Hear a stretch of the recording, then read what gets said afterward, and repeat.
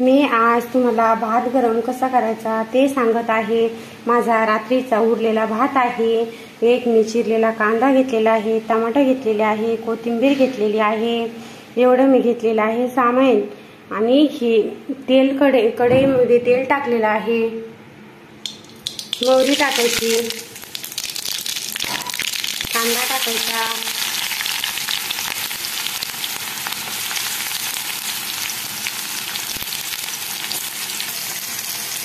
कांदा छान भाजून घ्यायचा।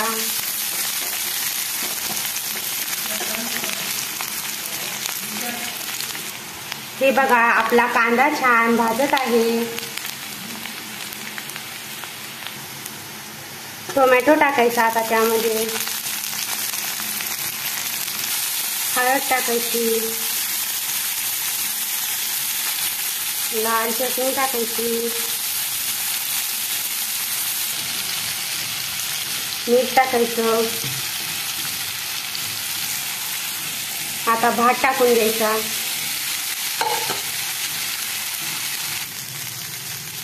भाताला छान हलवून घ्यायचं। कोथिंबीर टाकायची आता त्याच्यामध्ये छान। हे बघा आपला भात किती छान झालेला आहे। अशा पद्धतीने उरलेल्या भाताला, रात्रीच्या शिळ्या भाताला फोडणी दिल्यास खूप छान लागतो। हे बघा मी किती छान फोडणी दिलेली आहे भाताला। असा भात खूप छान टेस्टी लागतो खायला। लाईक करा, सबस्क्राईब करा।